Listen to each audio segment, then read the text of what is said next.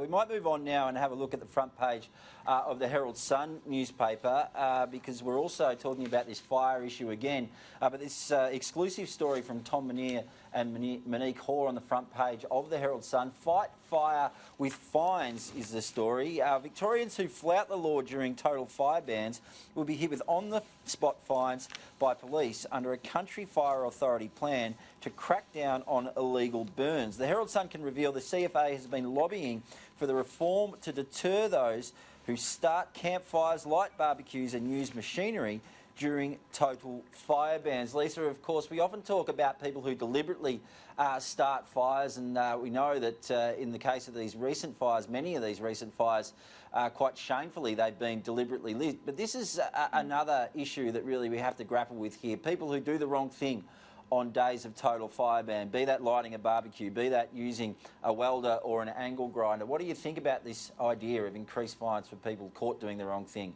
on those total fire ban days? I think it's absolutely the right thing to do, because you do know if the fire bans are in place, you know what your responsibilities are. If you're going to flout that, then I'm sorry, you're going to cop a fine, and the authorities should have the right to slap them on the spot immediately, because as you say, we look at 40% of fires are the act of an arsonist. 47% was the figure I found to talk about the number of fires that are accidentally lit. That's almost half of all fires, and you ask anyone who has lost a house or has had to fight one of these fires recently, or is facing a terrible weekend coming up with scorching conditions, whether they think these fines should be slapped out on people immediately, I think they'd agree. Well, we talk about fire conditions, days of total fire ban in Victoria. Victoria is actually heading for a scorcher tomorrow. Our reporter Gabriella Power has more.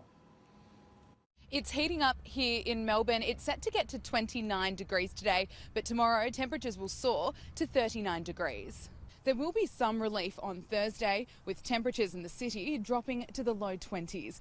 But the hot weather will return on Friday. It's forecast to get to 41 degrees. The state's north will be even hotter this week. Towns in the Mallee, including Mildura and Swan Hill, will face Victoria's hottest ever December day if they reach their forecast maximums of 47 degrees on Friday. Emergency services are bracing for more bushfires, with high to severe fire danger forecast. Minister for Workplace Safety Jill Hennessy says Victorians need to stay safe during the hot weather. And it is really important as the weather heats up that we're very focused at making sure that working people, particularly those working in outdoor environments, are taking their heat health really seriously. And that can include things like making sure you're not working at the hottest point of the day. Temperatures will drop on the weekend. Until then, we're being reminded to be on alert, stay out of the sun and drink plenty of water.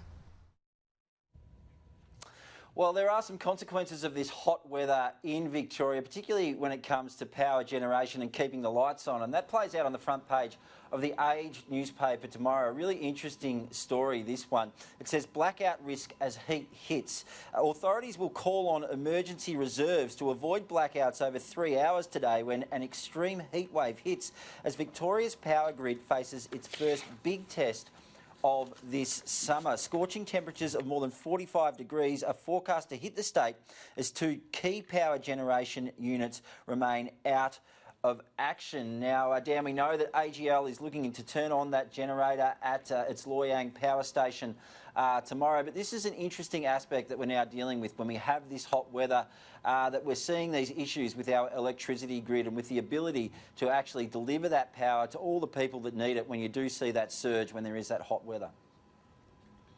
Yeah, and again, the one thing we sometimes also forget, in terms of this energy market, we're part of a national grid these days, so we don't observe the same state-based generation we did, let's say, 20 years ago.